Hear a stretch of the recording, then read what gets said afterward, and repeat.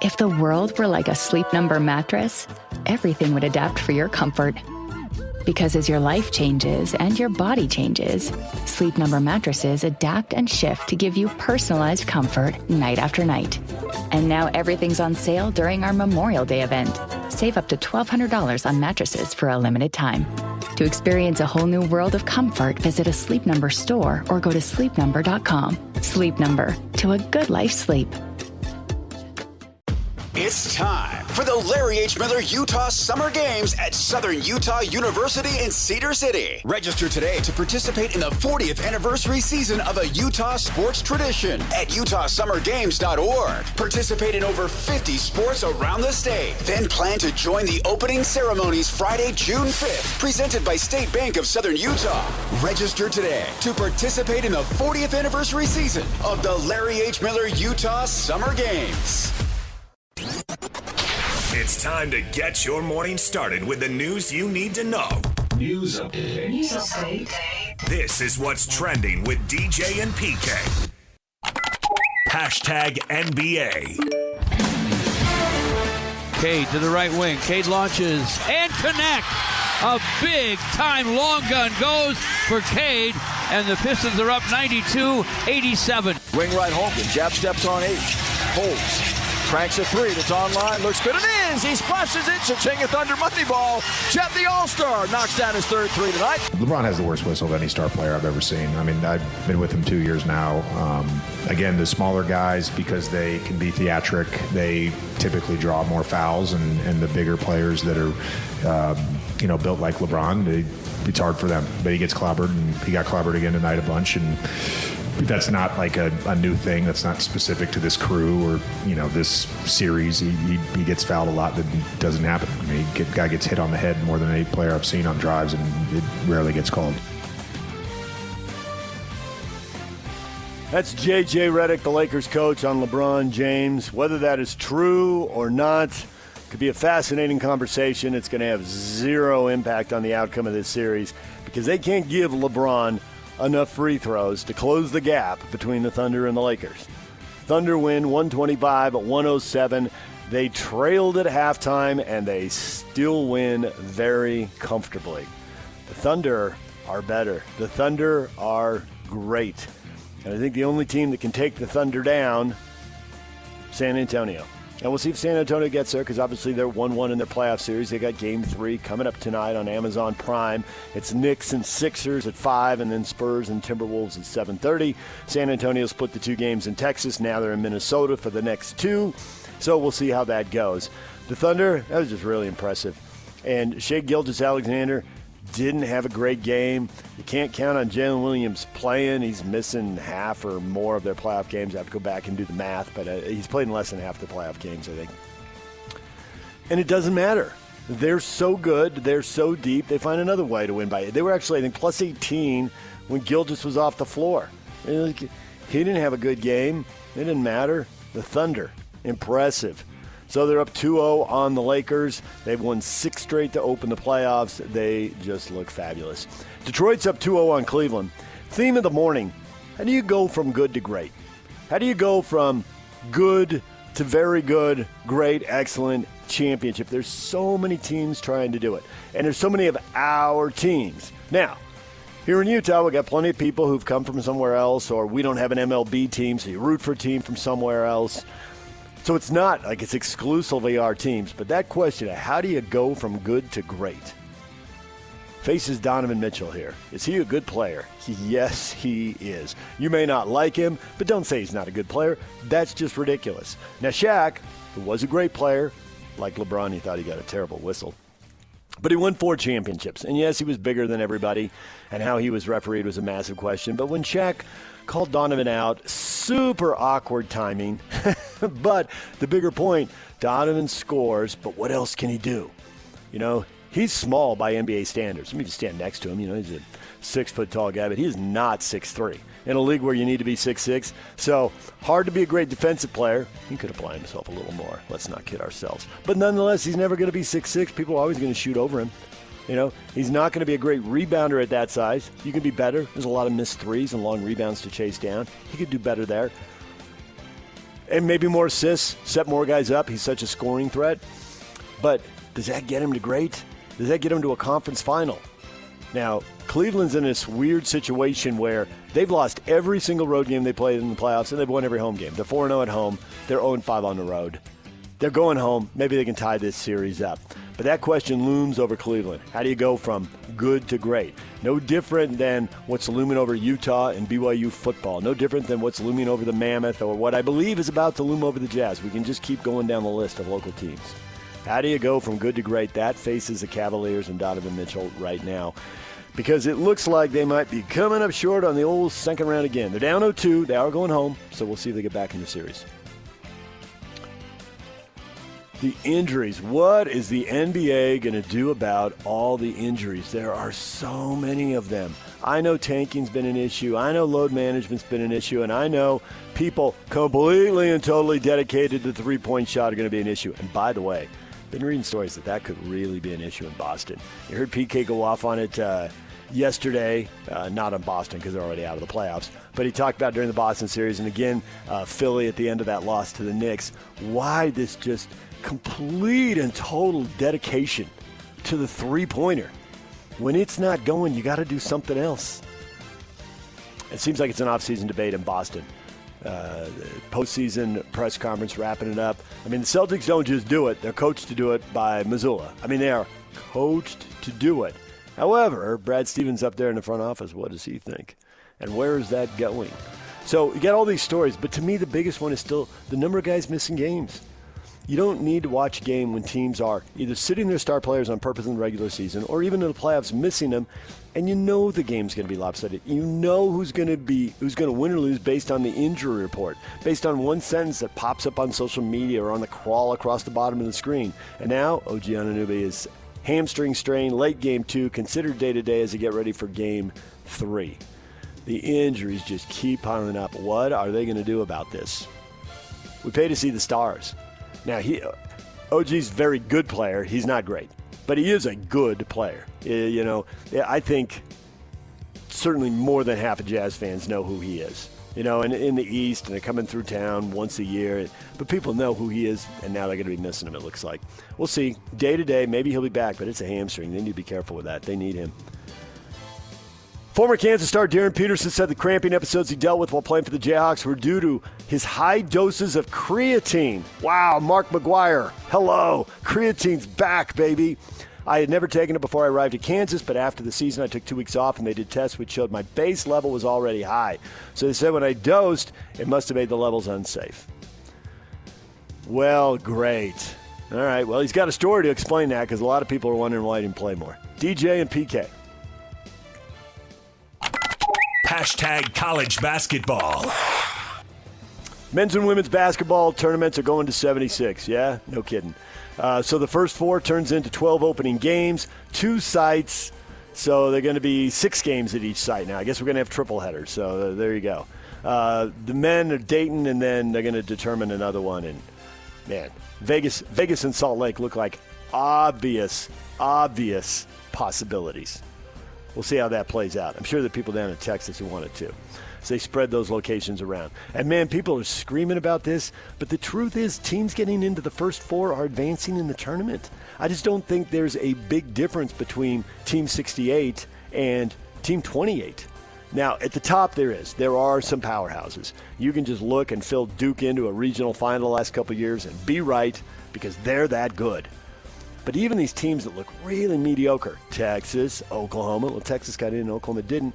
Well, Texas won 3 games and ended up in the Sweet 16. They weren't that bad. And UCLA had that awesome run. And those aren't the only 2 schools. There's so many teams that have advanced. I can't even remember them off the top of my head. I'm not opposed to this. I think this whole thing's going to 96 at some point, and you're just going to get 32 byes and 64 teams play in the opening round, and the winners advance, and then we got a round of 64.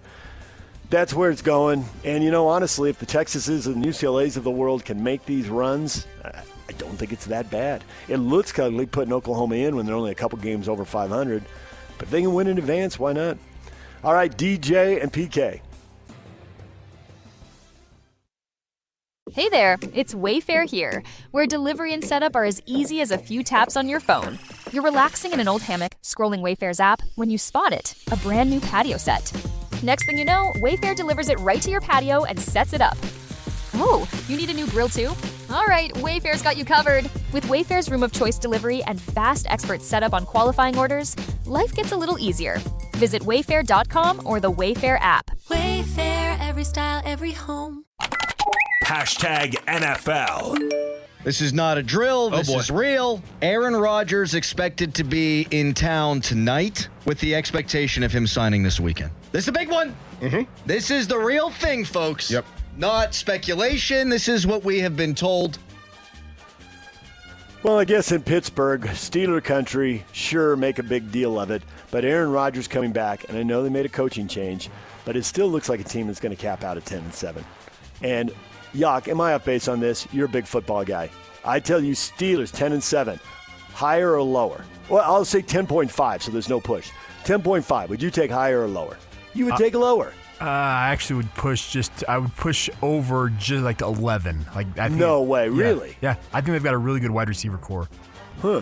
All right. Well, I'm not surprised Rodgers waited until after the draft. Oh no, he wanted Atlanta, to see. He wanted to see what played out. Yeah, absolutely. Make sure they don't draft a young guy and push you aside because that happened to what's his face, Kirk Cousins with Michael Penix. Yeah. Yeah, and they drafted Penix, and then all of a sudden Cousins like, what did you sign me for? I could have signed somewhere else. So I just think veteran quarterbacks at the end of their career are now going to wait until after the draft, and that's just how they're going to play it. Minnesota Vikings signed former 49er wide receiver Juwan Jennings, 1 year, $13 million. He gets a chance to show he's worthy of a long-term extension. 55 catches, 643 yards, 9 touchdowns. That's good. It's not great. Are they going to get good enough quarterback play? Who is going to be their quarterback?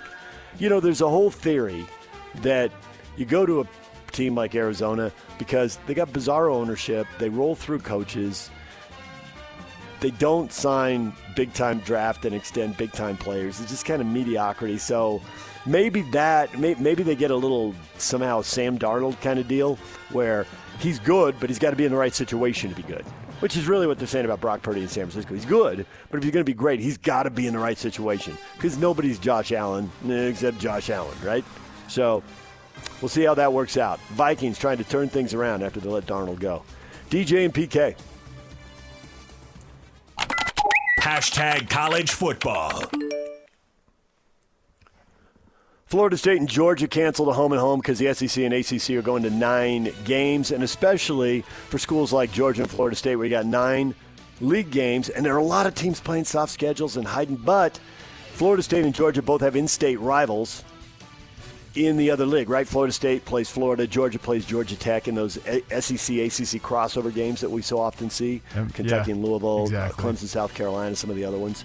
So they're at 10 big-time games. These aren't the teams that are ducking people. These aren't the teams playing nobody, so I get why they canceled that. Well, and the ACC will send Syracuse and Wake Forest to BMO Field in Toronto to open the 2027 season.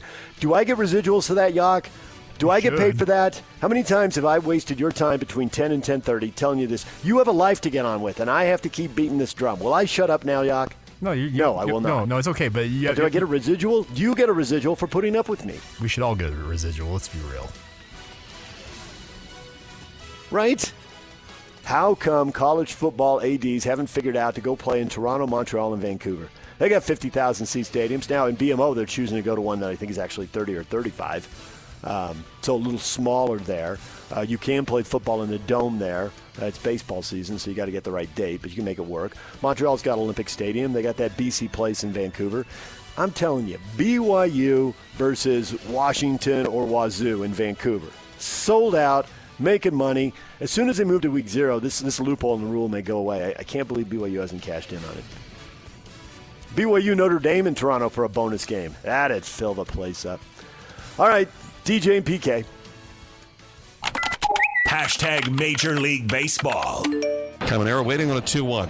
He swings and launches one. Deep center field, way up in the air, headed for the bleachers. It's a line drive. 2-run homer for Junior Caminero. The Rays busted open. It's 8-4, and what a shot by Junior. 0-1. Sanoha rips that one on the ground. That eats up Mayo, but it pops off his shoulder. He collects. The throw gets by Alonso, and Mack will come in to score. That ground ball ate up Mayo, and when he recollected, he fired a BB, but right into the dirt. Alonso could not pick it out, and magic happens when you put the ball in play. Wait, magic happened, Yuck? That's why you played that highlight, isn't it? You just heard magic happens. Magic happens. Congratulations, Miami Marlins. Magic happens. Okay, so that will never grow old, apparently. Magic happens.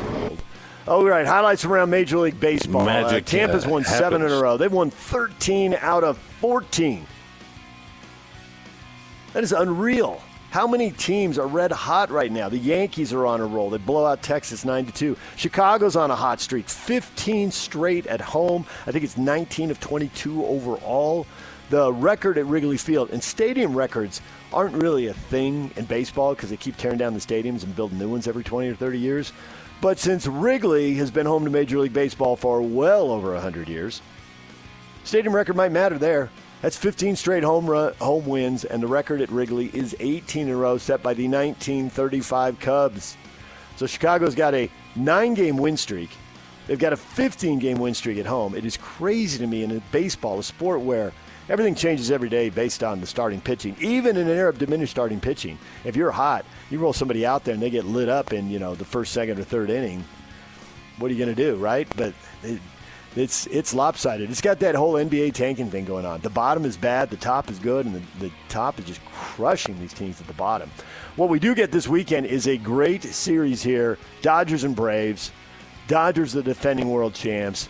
Braves have the best record in baseball. They've actually got the 2 best records in baseball right now. So they will square off. Braves and Dodgers, first pitch tonight at 8 o'clock. That is the series to watch this weekend. And the Bees lost Oklahoma City 6-5. So 3 games to go in this series. Game 4 tonight, 6 o'clock. Tony Park's on the call. Listen on 1280 The Zone at 6 o'clock. And Mookie Betts expected to start a rehab assignment in Oklahoma City versus the Bees tonight. He's been out since April 5th due to an oblique strain suffered on a check swing during an at-bat. All right, DJ and PK. Hashtag RSL. Real Salt Lake headed to Frisco, Texas to take on FC Dallas tomorrow. First kick at Toyota Stadium set for 6:30. Coverage on the Zone starts at 5:30 with the RSL pre-match show. Pablo Mastroeni will join us coming up later in the show. He's going to be here at 9 o'clock this morning. We'll talk with him about playing in the middle of the league. RSL's got 4 games left before they take a big break for like 6 weeks for the World Cup. RSL's been really good against the bottom of the league, with the possible exception of LA, but that was a terrible no call on what should have been a red card. They've been pretty bad against the top of the league, except for Seattle that one night. Man, Seattle had like 5 shutouts in their first 6 games, and RSL scored twice and beat them. But they lost to Vancouver, they lost to Miami. So how does RSL stack up? They're somewhere in the middle. They haven't really played the middle of the league. Their next 4 games against the team that's right in front of them and 3 teams that are right behind them. They're literally playing the middle of the league here in the next 3 weeks. So we'll talk with Pablo about that and about the theme of the morning, from good to great. That is one of Pablo's favorite topics to talk about. We will get to that coming up.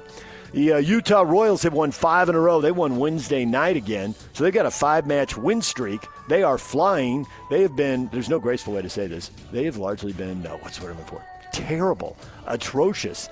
And it looks like they flipped a switch, because not only are they not terrible, atrocious, they don't even look mediocre. They've won 5 in a row. They only picked up 1 point in the first 3 games. They have figured something out. They're in San Jose to play Bay FC. Can they make it 6 in a row? First kick set for 2 o'clock. They've never been to the playoffs. Now, it's a long way to go, and they got a World Cup break too. But, man, 5 straight wins. That's crazy. They're on 1280 The Zone. Pregame at 1:30. First kick at 2 o'clock Sunday when they play in San Jose. DJ and PK. Hashtag NHL. Now Aho back across Svechnikov. He's got to go skate to stick. He goes low to high for Goss to spare. Now send it cross. They score! It's a power play goal. Andrei Svechnikov. It's the second power play goal of the game, and the Canes have a 3-1 lead here in the third. All right, NHL highlights. The Carolina Hurricanes 4-1 winners over the Philadelphia Flyers in Pennsylvania. They lead that series 3-0. I know crazy things happen in hockey, and the second round isn't done yet, and I know the Stanley Cup playoffs get wild, and we still have conference finals to go through. But you look at what Carolina and Colorado did in the regular season, and you look at how these two have dominated the playoffs, they will be exempt from our upcoming discussion on going from good to great because they look great. They just look awesome. Tonight, Montreal and Buffalo, Game 2. Man, Buffalo has been so bad for so long. They stormed through the regular season. They won their first playoff series. They're up 1-0 on Montreal. This is a big game. Sabre fans will be going nuts in Buffalo tonight. Man, between the Sabres and the Bills, they haven't been able to win the big one lately. Buffalo, really, in hockey, they haven't even been able to get close. It is different now. Buffalo with a great turnaround season. Vegas and Anaheim tied 1-1. They're playing Game 3 tonight. That hockey doubleheader is on TNT tonight. So you can get your Stanley Cup playoff fix there. That's what is trending. It's brought to you by Shamrock Plumbing. There's no job too big or too small. Get the personal touch with Shamrock Plumbing. David Locke is here at 8:30. Pablo Mastroeni joins us at 9 o'clock. Good to great. How does it get done? That is coming up. Next question of the day is on the way. DJ and PK. It's 97.5, the KSL Sports Zone.